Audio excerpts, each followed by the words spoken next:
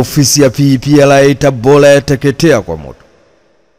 Ofisi ya mamlaka ya udhibiti wa ununuzi kwa umma PPRA kanda ya kati na magharibi iliyopo katika jengo la ofisi ya mkuu wa mkoa wa Tabora imeungua na kuteketeza nyaraka na vitu vingine vilivyokuwa kwenye ofisi hiyo, huku chanzo cha awali cha moto huo kikitajwa kuwa ni hitilafu ya umeme.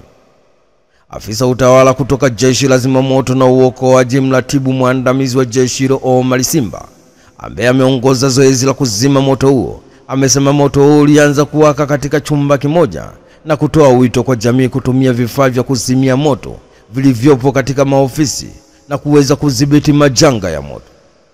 Amesema tulipata taarifa kuwa ofisi ya RC inaungua kwa moto. Tulipofika hapa tumekuta ni chumba kimoja cha ofisi ya PPRA ambacho kilikuwa ni server room.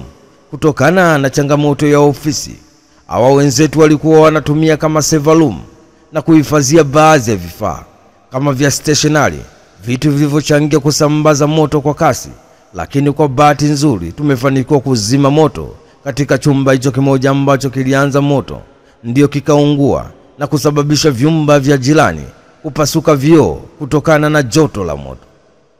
Chanzo cha awali kwa maelezo ya haraka ambao tumezipata kutokana kwa watu wa ofisini hapa ni kwamba nguvu ya umeme ilikuwa inasumbua, unaingia mwingi mara mdogo na huo unafanya marekebisho ya mara kwa mara, lakini leo ndio kimetokea hivi.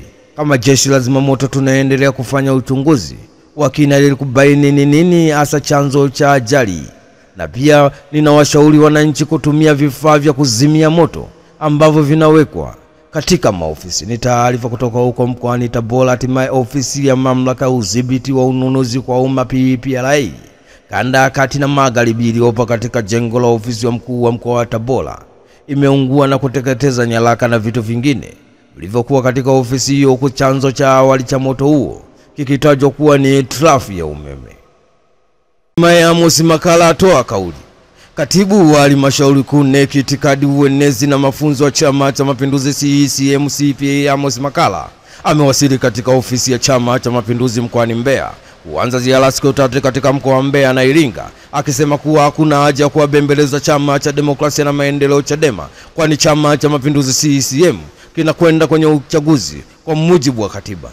Akizungumza na viongozi, wanachama, wananchi wa mkoani Mbeya, CPA Amos Makala amesisitiza kuwa chama kipo tayari kushindana kwa njia ya haki kikatiba, huku akieleza kuwa Chama cha Mapinduzi CCM kinaendelea kutoa huduma bora kwa wananchi kupitia uongozi wa kidiplomasia na uwazi. Watu mbalimbali kutoka mkoa wa Mbeya walihudhuria mkutano huo na kuonyesha mwamko mkubwa wa kumkaribisha. Ni taarifa kutoka jijini Mbeya. Hatimaye katibu wa halmashauri kuu NEC itikadi, uenezi, mafunzo wa Chama cha Mapinduzi CCM CPA Amos Makala amewasili katika ofisi ya Chama cha Mapinduzi CCM mkoa wa Mbeya kuanza ziara siku tatu katika mkoa wa Mbeya na Iringa, akisema kuwa hakuna haja ya kuwabembeleza Chama cha Demokrasia na Maendeleo Chadema, kwani Chama cha Mapinduzi CCM kinakwenda kwenye uchaguzi kwa mujibu wa katiba. TANESCO inadaiwa shilingi bilioni 238.71 na IPTL. Mdhibiti na mkaguzi mkuu wa hesabu za serikali CAG Daktari Charles Kichele amewasilisha ripoti kuu ya mwaka wa fedha 2023-2024 kwa Rais wa Jamhuri ya Muungano wa Tanzania Daktari Samia Suluhu Hassan Ikulu jijini Dar es Salaam, ambapo amesema shirika la umeme Tanzania TANESCO linadaiwa shilingi bilioni 238.71 na kampuni IPTL, ikijumuisha deni halisi la shilingi bilioni 111.48 na riba yake ni shilingi bilioni 127.22.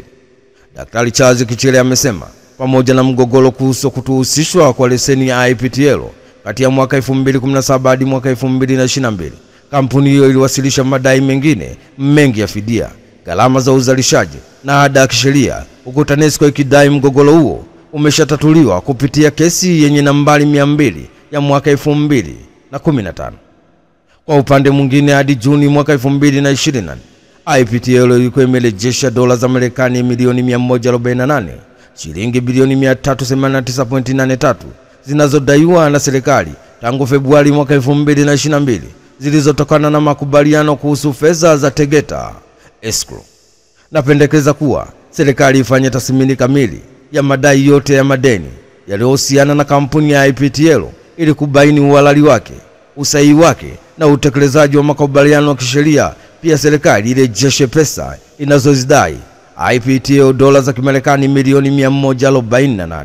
Ni taarifa kutoka jijini Dar es Salaam. Hatimaye mdhibiti na mkaguzi mkuu hesabu za serikali CAG Daktari Charles Kichele amewasilisha ripoti kuu ya mwaka wa fedha 2023-2024 kwa Rais wa Jamhuri ya Muungano wa Tanzania Daktari Samia Suluhu Hassan Ikulu jijini Dar es Salaam, ambapo amesema shirika la umeme Tanzania TANESCO linadaiwa shilingi bilioni 238.71 na kampuni ya IPTL ikijumuisha deni halisi la shilingi bilioni 111.48 na riba yake ni shilingi bilioni 127.22.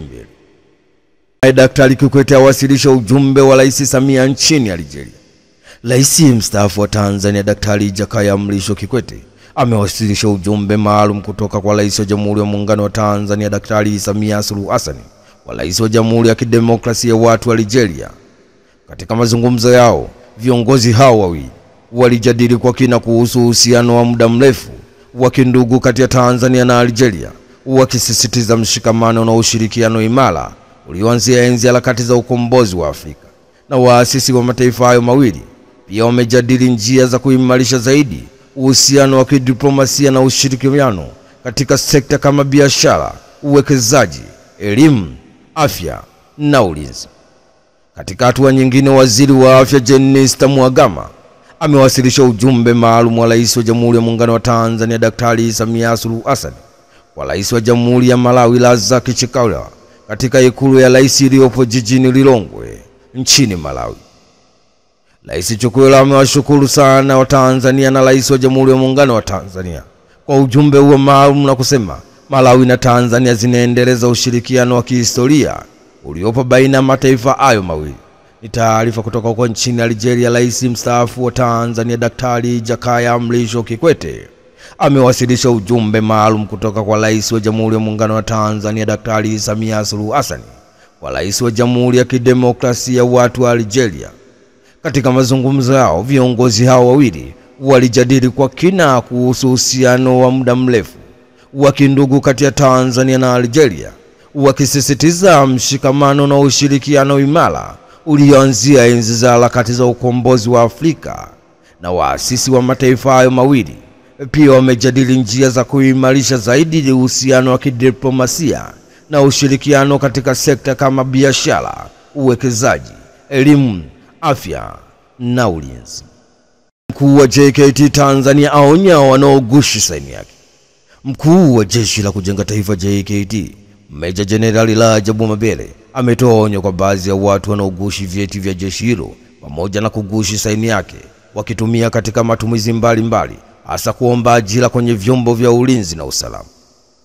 Meja Jenerali Mabele ameyasema hayo wakati akiongea na waandishi wa habari wakati wa ziara yake katika kikosi cha jeshi cha 837 KJ kilichopo mkoani Morogoro. Mabele ameyasema kuwa vijana hao ambao wanafanya uhalifu huo hawajapitia mafunzo ya JKT Tanzania, lakini wanatumia vyeti vya vijana waliopitia mafunzo ya JKT ili wapate ajira, kitu ambacho ni kosa la kisheria. Pindi watakapobainika kuendelea kufanya hivyo, watachukuliwa hatua kali za kisheria. Ni taarifa kutoka Morogoro. Hatimaye mkuu wa Jeshi la Kujenga Taifa JKT Meja Jenerali Rajabu Mabele ametoa onyo kwa baadhi ya watu wanaogushi vyeti vya jeshi hilo pamoja na kugushi saini yake wakitumia katika matumizi mbalimbali, hasa kuomba ajira kwenye vyombo vya ulinzi na usalama.